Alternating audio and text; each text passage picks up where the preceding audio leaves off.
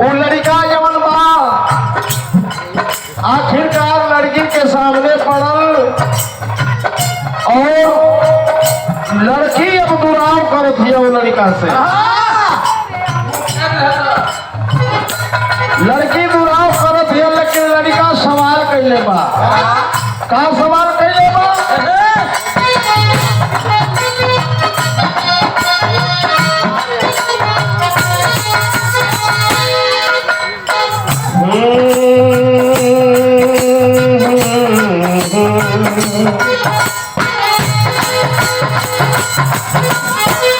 हमारा दिल में रहलू तू,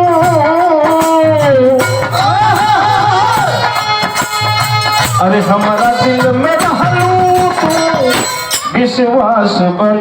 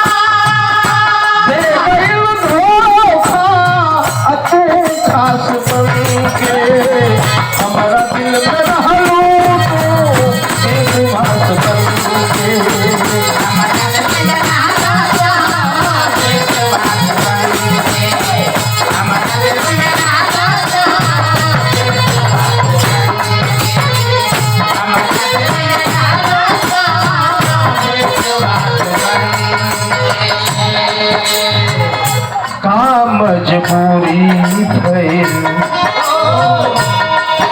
लड़का अपन वेदना कह रहल बा। अरे का मजबूरी भइल काहे टहकावेलू। अरे हमरा के छोड़ गोरी दूसरे पे धावेलू।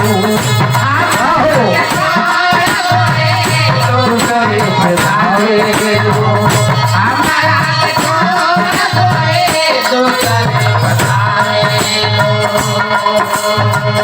तोहरा बिना जी अपना इक्रिया है कसम सुनो। अरे तोहरा बिना जी अपना, तोहरा बिना जी अपना,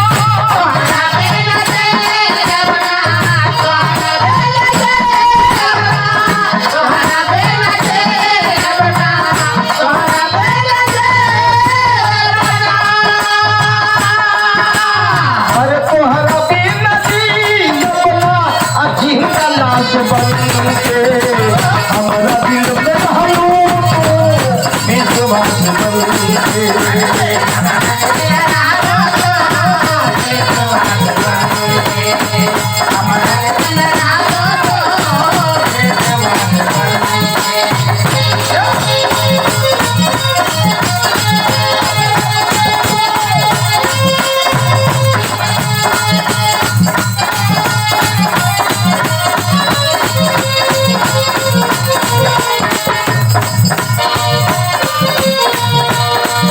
देखो मास्टर फिर भी पलट रहा। भारत पलटी है। देखियो भैया खाली उम्र के हिसाब से पलटा था वो। उम्र के हिसाब से पलटत उलटत रहा। ये गीत लगा रहा पंडित परशुराम म्यूजिक पर।